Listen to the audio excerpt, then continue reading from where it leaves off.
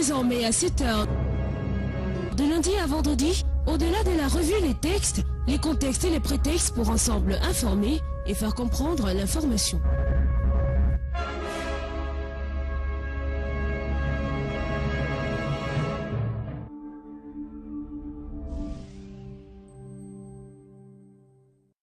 Nous sommes de retour sur le plateau de la matinale après la plage publicitaire avec nos différents partenaires.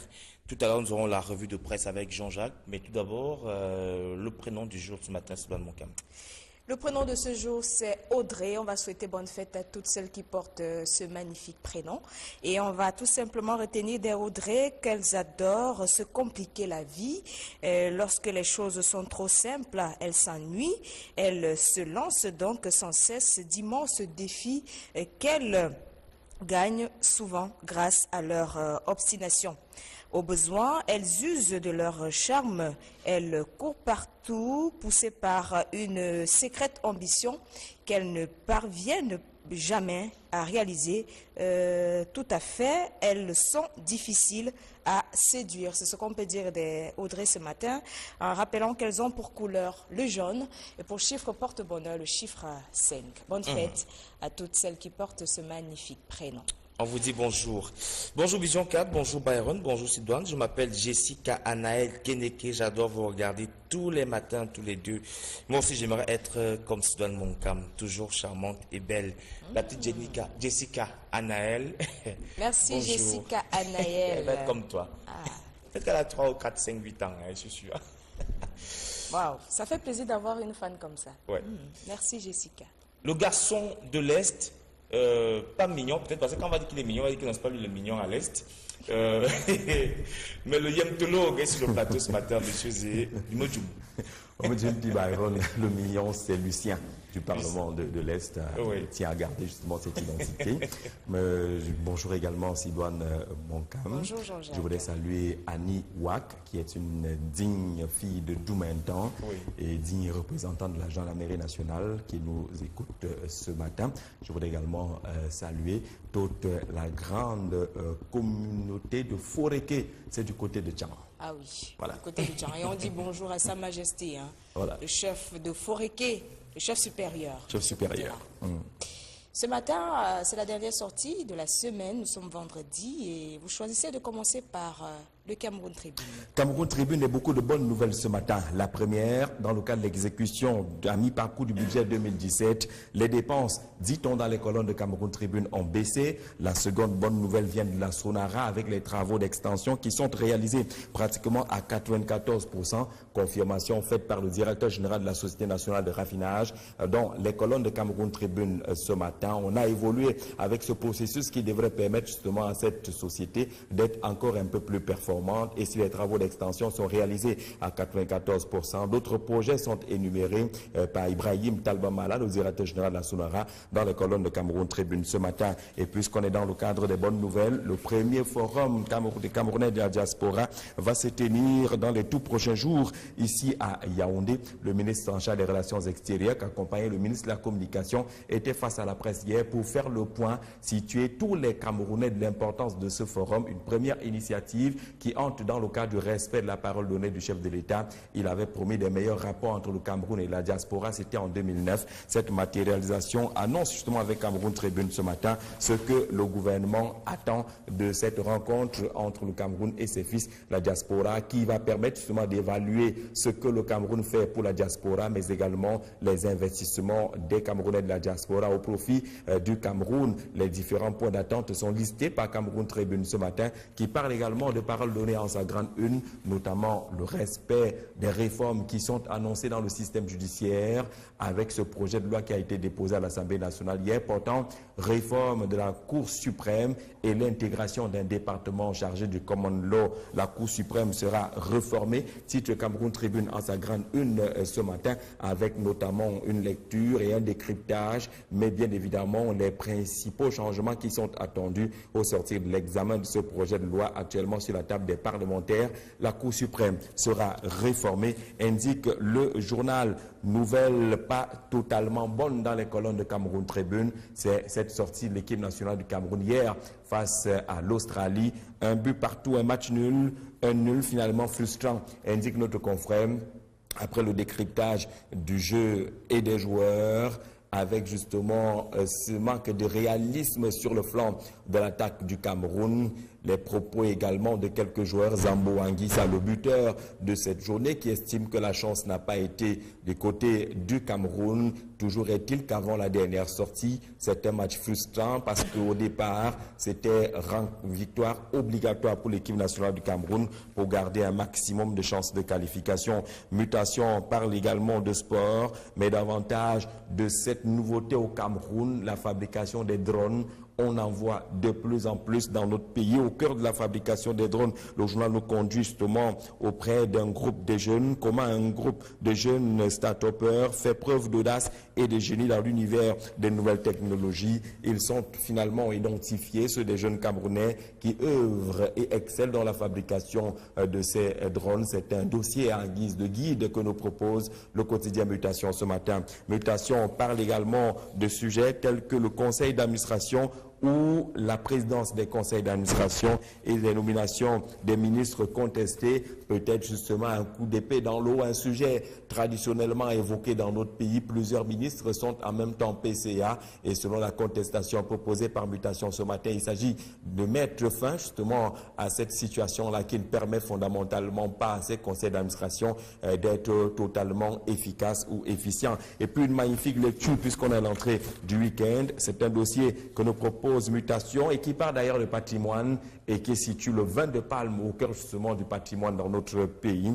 La boisson de toutes les générations, parle-t-on du vin de palme dans les colonnes de Mutation ce matin sur la technique de fabrication de ce vin de palme chez nous, les fréquentations et ces consommations-là qui ne connaissent pas finalement de génération, les vertus également du vin de palme indiquées par notre confrère ce matin, avec aussi quelques gadgets qui accompagnent souvent la consommation du vin de palme, notamment la petite calebasse qui ne se partage plus, pourtant c'était la tradition par le passé. Les journaux, par exemple le quotidien Émergence, parle de ces entreprises et établissements publics. On sait qu'un projet de loi est également passé par le Parlement camerounais et vise à revoir le fonctionnement des entreprises publiques et les établissements publics dans notre pays. Mais le problème est que les caisses ne sont pas toujours respectées. Les pillages des caisses de ces entreprises publiques sont constatés depuis plusieurs années au Cameroun. Finalement, à qui la faute? Question posée à 12 experts qui répondent justement dans les colonnes du quotidien Émergence ce matin, avec peut-être une orientation donnée à partir de la première ou la grande une du quotidien Émergence. Paul Biya serait-il le véritable responsable du pillage des caisses des sociétés de l'État dans notre pays, compte tenu du mode opératoire en matière de nomination, la longévité de quelques responsables justement à la tête de ces structures, l'impunité qui aura également marqué le régime et le rapport entre l'État et les gestionnaires de ces entreprises publiques qui, semblerait-il, ont fini par vider les caisses, tel que l'indique le quotidien Émergence en sa grande une ce matin. À qui la faute? 12 experts s'affrontent dans les colonnes du journal. Le journal qui nous parle également des conséquences des accords de partenariat économique entre le Cameroun et l'Union européenne. Quelques mois, une dizaine de mois après la mise en œuvre de cette réalité, le Cameroun aura perdu pas moins de 600 millions de francs CFA. C'est ce qu'indique justement le quotidien Émergence dans l'une des lectures proposées par notre confrère ce matin. Dans les kiosques aussi, le hebdomadaire le soir nous parle de la dévaluation programmée du franc CFA et vous verrez bien qu'avec notre confrère, la CEMAC, les États de la Communauté économique et monétaire d'Afrique centrale, ces États-là disent pratiquement non et les opérateurs économiques également accompagnent ce refus et ce rejet d'une nouvelle dévaluation du franc CFA, même si on le sait, quelques assurances sont venues du ministre des Finances face aux députés et qu'on ne parlerait, on ne devrait pas encore parler, on ne devrait pas parler du tout de la dévaluation programmée du franc CFA. Toujours est-il que les opérateurs économiques n'ont pas attendu pour afficher le nom catégorique qui est également relayé par Hot News ce matin. Les Africains disent non à la dévaluation du franc CFA. Le chantage est terminé, dit le journal. En 1994, le franc CFA avait été dévalué pratiquement à 100% et non à 50%, tel que l'avaient indiqué les documents officiels. Le Trésor français veut en 2017 rééditer l'exploit de cette escroquerie financière, non au colonialisme et au néocolonialisme du pays. Menace de quitter la zone franc si le CFA est dévalué, nous informe justement Hot News dans ce dossier proposé et qui indique justement que les Africains ne sont plus prêts à avaler cette pilule amère qui était déjà passée en 1994 avec ce que le journal indique, une sorte d'escroquerie financière et monétaire.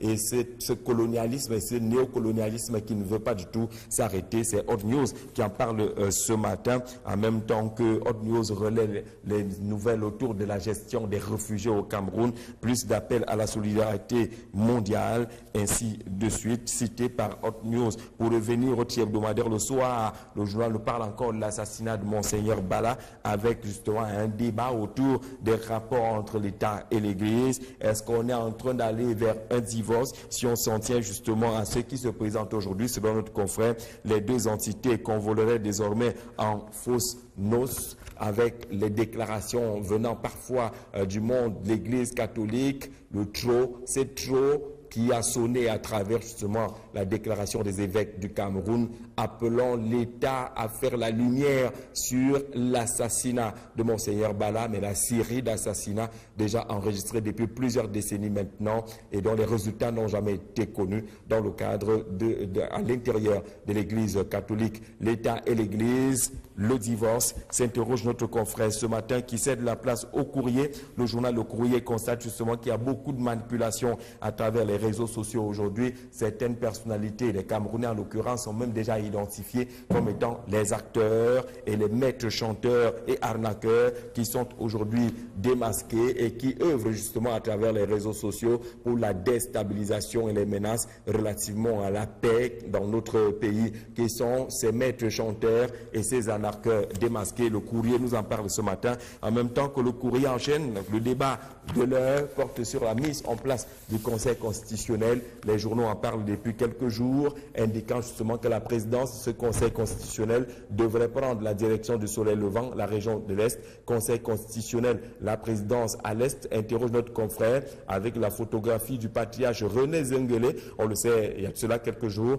la presse avait indiqué que des sources bien introduites, cette institution républicaine devrait être pilotée par les ressortissants de cette partie du pays à partir d'une règle non écrite d'équilibre qui semble s'imposer dans notre pays. À lire également dans les kiosques ce matin, les questions de gouvernance soulevées par le ministre des Finances, Alamine Ousmane Meh. C'est Info Matin qui en parle ce matin et le ministre des Finances s'adresse aux maires, aux délégués du gouvernement auprès des communautés urbaines dans notre pays qui ne semblent pas respecter le fonctionnement de l'État pour ce qui est de la reddition des comptes. Le ministre des Finances rappelle les maires à l'ordre et il leur donne justement jusqu'au 15 juillet prochain pour rendre compte de l'exercice 2016 au plus tard le 15 juillet prochain, selon cette information relayée en la grande une d'Info Matin qui parle également de ces recrutements du côté de la fonction publique.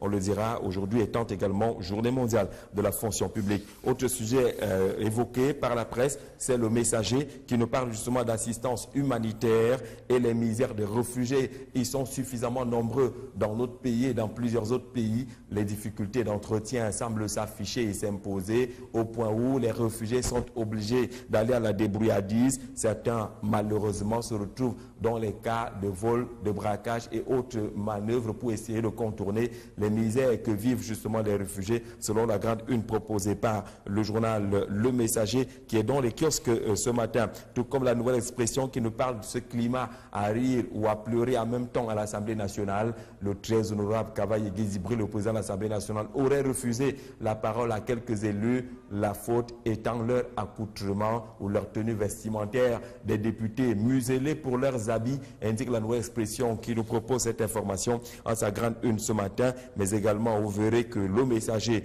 et la nouvelle expression parlent toujours du cas de l'honorable Wirba. Si le Messager se demande si on est en train d'aller vers l'arrestation de Joseph Wirba, la nouvelle expression parle de ce retour de l'honorable Wirba qui fait des vagues au Cameroun à partir du Parlement. Les rapports sont-ils aussi difficiles entre le Cameroun et les États-Unis d'Amérique? On apprend avec le journal satirique Le Popoli que le chef de l'État camerounais aurait parlé à Donald Trump, le président américain, puisque quelques sources indiquaient cela quelques jours que les États-Unis menaçaient justement d'interrompre son appui et son soutien au Cameroun. Il y aurait eu justement ces échanges-là. Paul parle à Donald Trump, affiche Le Popoli à sa grande une, qui nous parle également de cette étrange affaire Vodafone. On parle justement d'illégalité et autres faits qui semblent accabler quelques personnalités. À lire également dans les kiosques ce matin, pour ce qui est des bonnes œuvres, celles réalisées par exemple par l'honorable Djomgwe, qui a offert comme de tradition les denrées alimentaires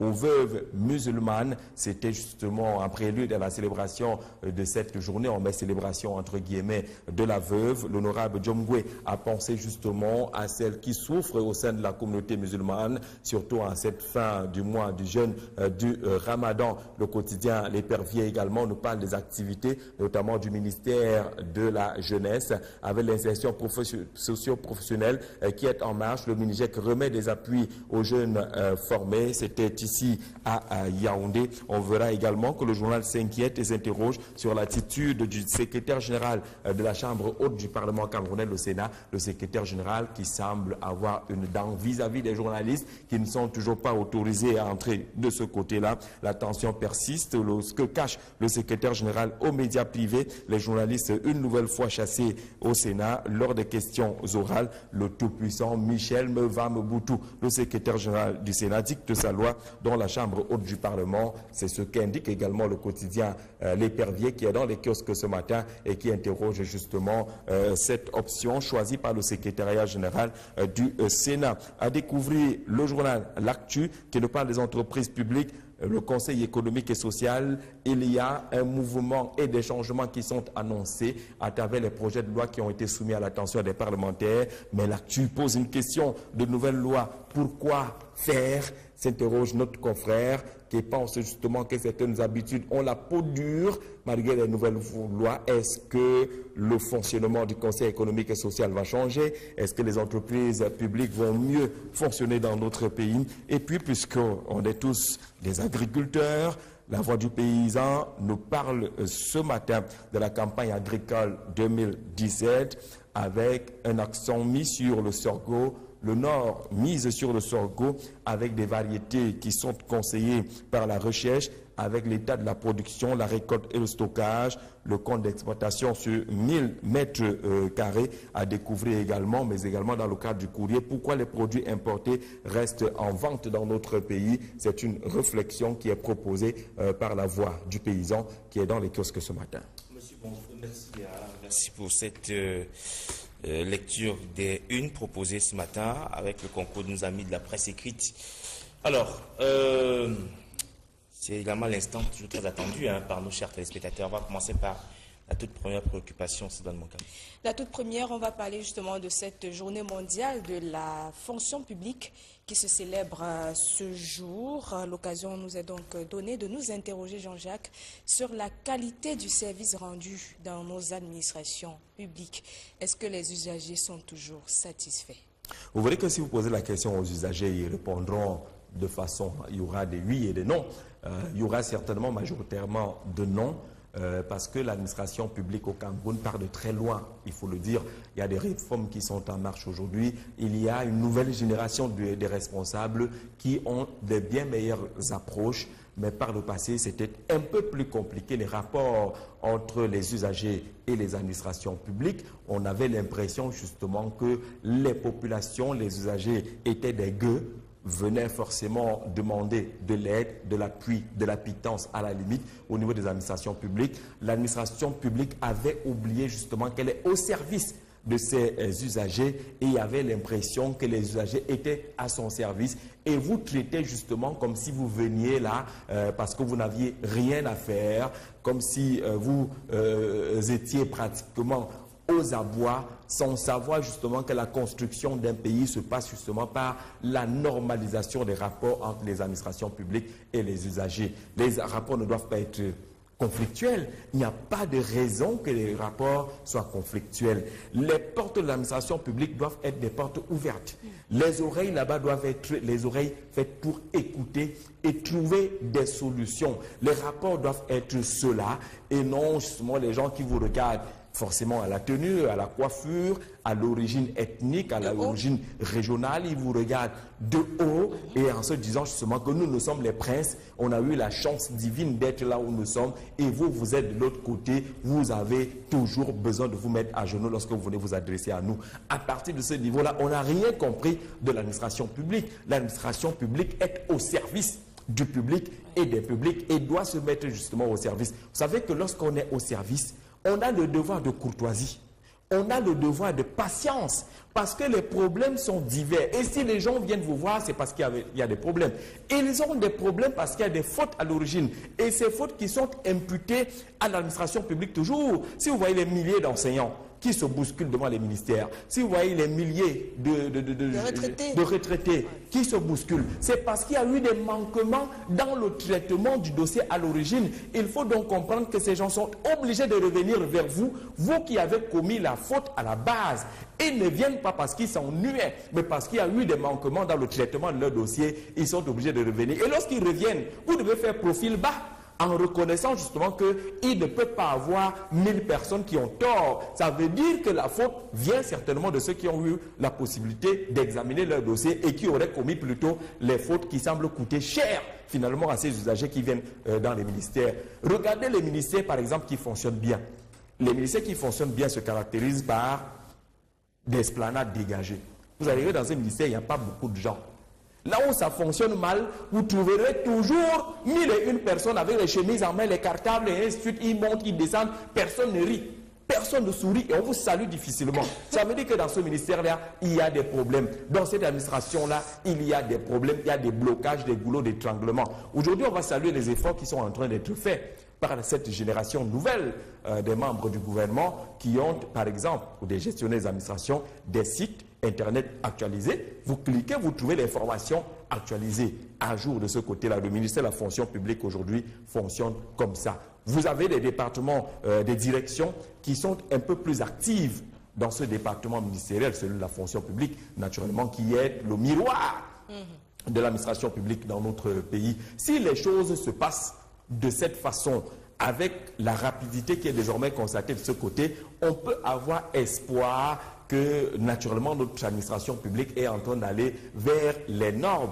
vers ce que le président Paul Biya appelle la République exemplaire. Mais elle ne sera pas exemplaire tant qu'on aura encore des gens qui n'ont rien compris de leur rôle, des gens qui n'ont pas compris à quoi ils servent, qui n'ont pas compris que le fonctionnaire est un serviteur, que le ministre est un serviteur, mais ils pensent qu'ils sont là pour qu'ils soient plutôt servis. C'est radicalement le contraire. Et si on va dans ce sens, naturellement, l'administration publique ne sera pas performante dans notre pays. Voilà. Merci, monsieur. Alors, on dit chez nous les Bantous que si vous sentez une mauvaise odeur autour de vous, c'est qu'il y a du pourri. Depuis quelques jours, les journaux en parlent, on parle de la dévaluation du franc CFA. Et la plupart, la majorité des Camerounais sont un tout petit peu inquiets. Est-ce que c'est possible que ce tsunami se reproduise, Jean-Jacques? Si oui, quel pourrait être l'impact sur le plan économique au Cameroun?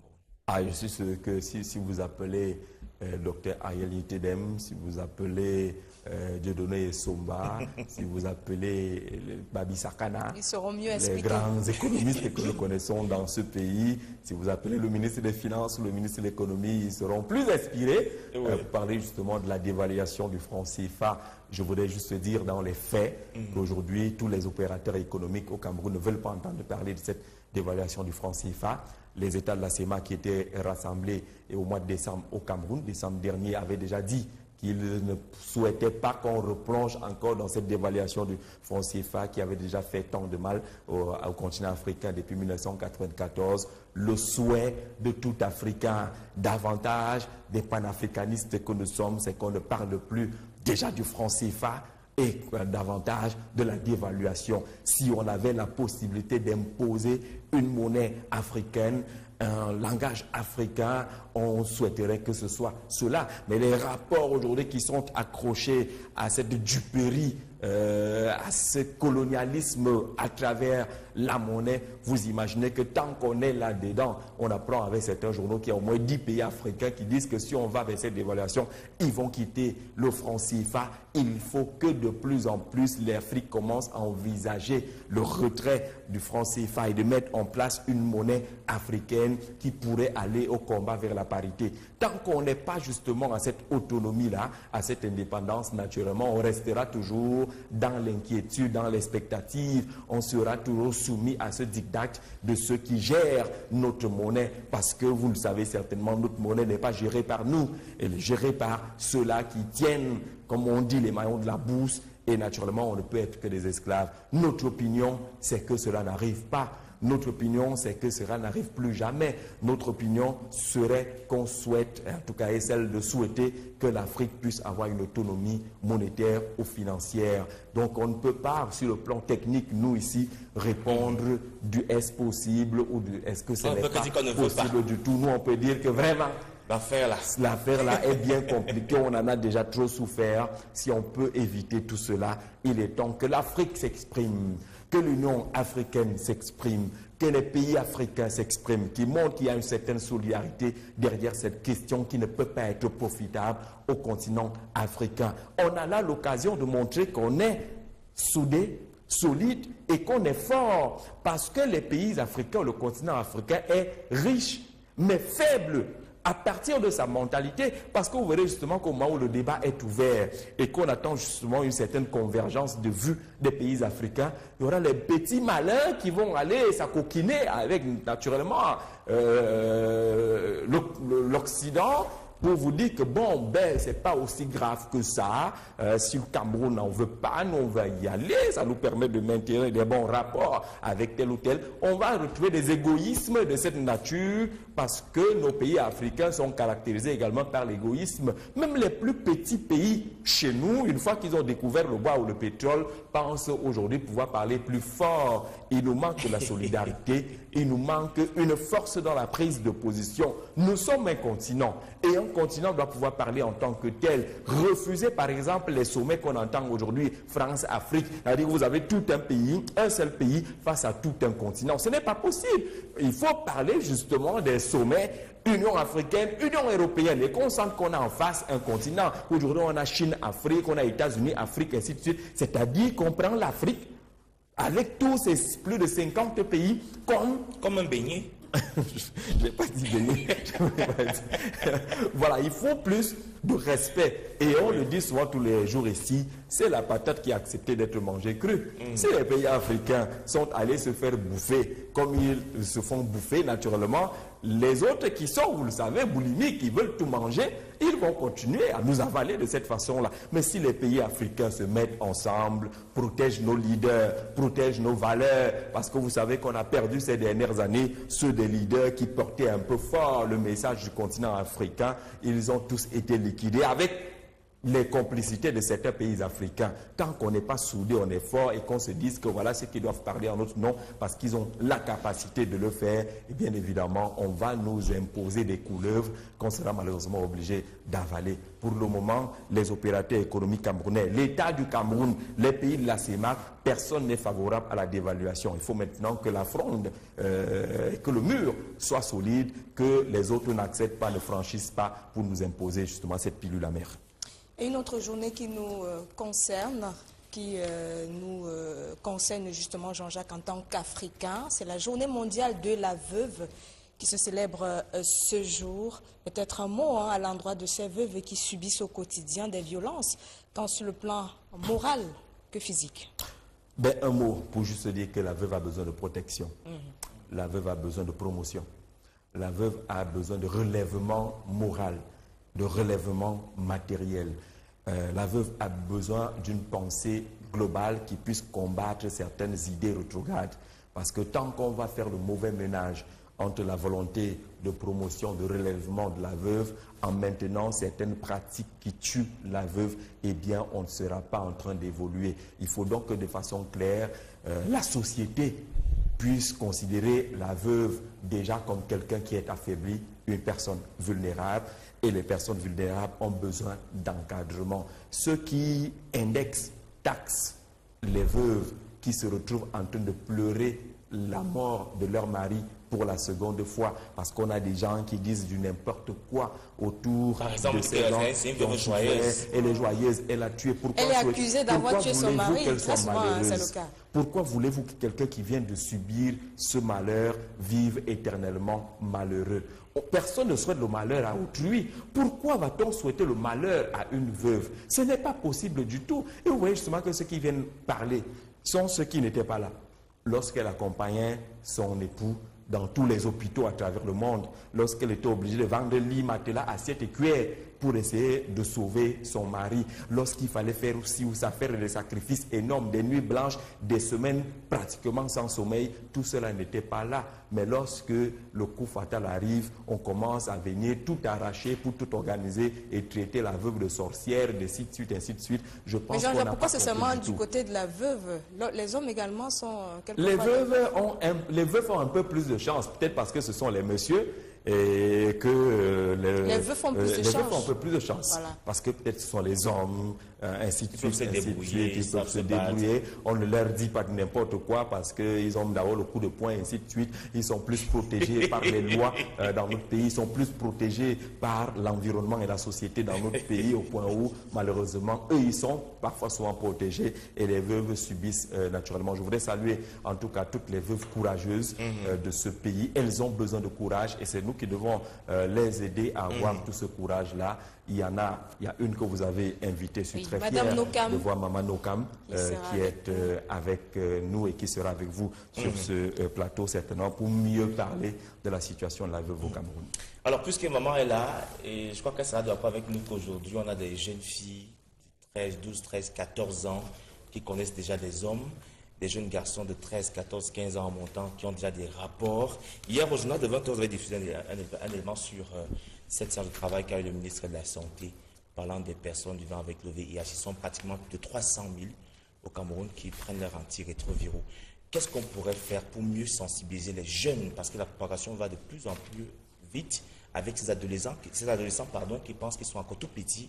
Ils ne risquent pas de contracter la maladie. Ben justement, c'est qu'il faut rendre les sensibilisations un peu plus précoces, commencer un peu plus tôt, parce que les rapports sexuels sont devenus très précoces également chez nous. 12, 13, 14 ans, les gens sont déjà plongés vers ces rapports sexuels-là et vers les activités dangereuses, parce qu'il n'y a pas que le sexe dans le cas de la transmission du VIH-Sida. Vous verrez justement que certaines transmissions ne sont pas liées forcément à l'activité sexuelle, mais à de nombreuses imprudences, ce que ces jeunes rencontrent au quotidien. Maintenant, le fond, en même temps qu'il faut rendre les campagnes de sensibilisation précoces, il faut également accentuer les campagnes de sensibilisation auprès de la femme enceinte, auprès des ménages. Il faut utiliser tous les espaces possibles, y compris les églises. Parce que vous voyez également que les églises sont venues compliquer les campagnes de sensibilisation chez nous, notamment ces églises de réveil qui sont un peu plus nombreuses maintenant dans notre pays, qui sont aussi un danger pour ce qui est de toutes les campagnes de sensibilisation en matière de santé moderne.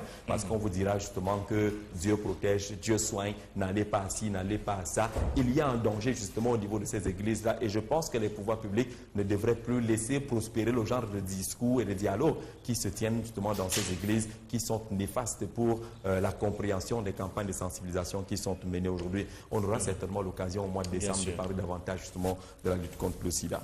Merci monsieur d'être passé sur le plateau de la matinale et on vous souhaite de passer une très bonne fin de semaine. Quelque chose de prévu pour le week-end, Jean-Jacques? Oui, le week-end, on va accompagner des amis qui vont convoler en juste noces. Ouais. Et naturellement, on ira s'amuser au Parlement de l'Est. Toujours. C'est une tradition. Et je dirais merci encore à Pat Fashion. Je lui souhaite un très bon week-end aussi. Voilà. Heureux mariage à tous ceux qui vont se dire oui ce week-end, parce que c'est aussi ça la vie. Hein. Beaucoup d'amour surtout. Voilà. On vous souhaite bonne chance et surtout beaucoup d'enfants. Bon week-end, Jean-Jacques. Très bon week-end. Revenez-nous lundi.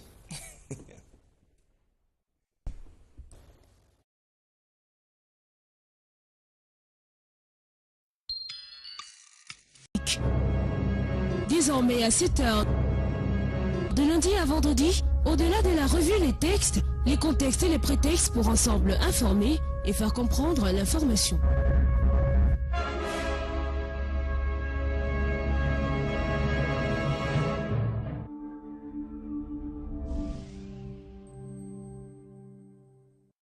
Nous sommes de retour sur le plateau de la matinale après la plage publicitaire avec nos différents partenaires. Tout à l'heure, nous aurons la revue de presse avec Jean-Jacques. Mais tout d'abord, le prénom du jour ce matin, c'est Moncam.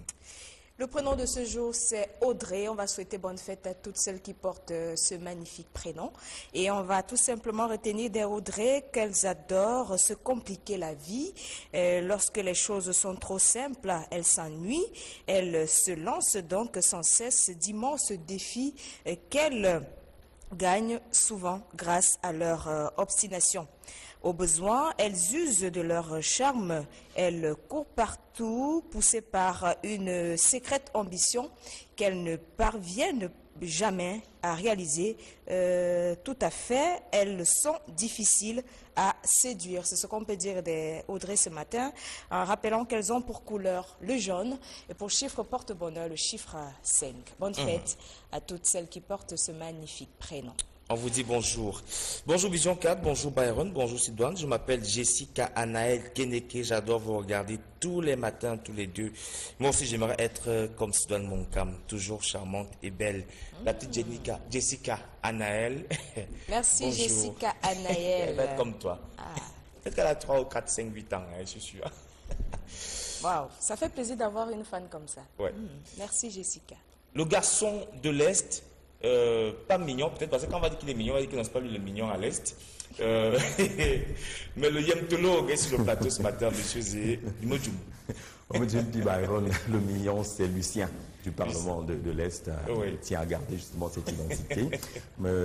Bonjour également Sidouane Moncam. Bonjour Jean-Jacques. Je voudrais saluer Annie Ouak, qui est une digne fille de Doumentan et digne représentante de la gendarmerie nationale qui nous écoute ce matin. Je voudrais également saluer toute la grande communauté de Foréké, c'est du côté de Tchang. Ah oui, Voilà. du côté du Tchang. Et on dit bonjour à Sa Majesté. Hein. Voilà. Ce matin, en même temps que Hot News relaie les nouvelles autour de la gestion des réfugiés au Cameroun, plus d'appels à la solidarité mondiale, ainsi de suite, cité par Hot News. Pour revenir au tiers hebdomadaire le soir, le journal nous parle encore de l'assassinat de Monseigneur Bala, avec justement un débat autour des rapports entre l'État et l'Église. Est-ce qu'on est en train d'aller vers un divorce? Si on s'en tient justement à ce qui se présente aujourd'hui, selon notre confrère, les deux entités convoleraient désormais en fausses noces, avec les déclarations venant parfois du monde de l'Église catholique. Le trop, c'est trop, qui a sonné à travers justement la déclaration des évêques du Cameroun, appelant l'État à faire la lumière sur l'assassinat de Monseigneur Bala, mais la série d'assassinats déjà enregistrés depuis plusieurs décennies maintenant et dont les résultats n'ont jamais été connus dans le cadre à l'intérieur de l'Église catholique. L'État et l'Église, le divorce, s'interroge notre confrère ce matin qui cède la place au Courrier. Le journal Le Courrier constate justement qu'il y a beaucoup de manipulations à travers les réseaux sociaux aujourd'hui. Certaines personnalités, les Camerounais en l'occurrence, sont même déjà identifiés comme étant les acteurs et les maîtres chanteurs et arnaqueurs qui sont aujourd'hui démasqués et qui œuvrent justement à travers les réseaux sociaux pour la déstabilisation et les menaces relativement à la paix dans notre pays, qui sont ces maîtres chanteurs et ces arnaqueurs démasqués. Le Courrier nous en parle ce matin, en même temps que le Courrier enchaîne le débat de l'heure porte sur la mise en place du Conseil constitutionnel. Les journaux en parlent depuis quelques jours, indiquant justement que la présidence de ce Conseil constitutionnel devrait prendre la direction du Soleil Levant, la région de l'Est. Conseil constitutionnel, la présidence à l'Est, interroge notre confrère avec la photographie du patriarche René Zenguele. On le sait, il y a de cela quelques jours, la presse avait indiqué que des sources bien introduites, cette institution républicaine devrait être pilotée par les ressortissants de cette partie du pays à partir d'une règle non écrite d'équilibre qui semble s'imposer dans notre pays. À lire également dans les kiosques ce matin, les questions de gouvernance soulevées par le ministre des Finances, Alamine Ousmane Meh. C'est Info Matin qui en parle ce matin et le ministre des Finances s'adresse aux maires, aux délégués du gouvernement auprès des communautés urbaines dans notre pays qui ne semblent pas respecter le fonctionnement de l'État pour ce qui est de la reddition. Chef de Foréké, le chef supérieur. Chef supérieur. Ce matin, c'est la dernière sortie de la semaine. Nous sommes vendredi et vous choisissez de commencer par Le Cameroun Tribune. Cameroun Tribune et beaucoup de bonnes nouvelles ce matin. La première, dans le cadre de l'exécution à mi-parcours du budget 2017, les dépenses, dit-on dans les colonnes de Cameroun Tribune, ont baissé. La seconde bonne nouvelle vient de la Sonara avec les travaux d'extension qui sont réalisés pratiquement à 94%. Confirmation faite par le directeur général de la Société nationale de raffinage. Dans les colonnes de Cameroun Tribune ce matin, on a évolué avec ce processus qui devrait permettre justement à cette société d'être encore un peu plus performante. Et si les travaux d'extension sont réalisés à 94%, d'autres projets sont énumérés par Ibrahim Talbamala, le directeur général de la Sonara, dans les colonnes de Cameroun Tribune ce matin. Et puisqu'on est dans le cadre des bonnes nouvelles, le premier forum des Camerounais de la diaspora va se tenir dans les tout prochains jours ici à Yaoundé. Le ministre en charge des Relations extérieures, accompagné le ministre de la Communication, était face à la presse hier pour faire le point, situer tous les Camerounais de l'importance de ce forum, une première initiative qui entre dans le cadre du respect de la parole donnée du chef de l'État. Il avait promis des meilleurs rapports entre le Cameroun et la diaspora, c'était en 2009. Cette matérialisation annonce justement avec Cameroun Tribune ce matin ce que le gouvernement attend de cette rencontre entre le Cameroun et ses fils, la diaspora, qui va permettre justement d'évaluer ce que le Cameroun fait pour la diaspora, mais également les investissements des Camerounais de la diaspora au profit du Cameroun. Les différents points d'attente sont listés par Cameroun Tribune ce matin, qui parle également de paroles données en sa grande une,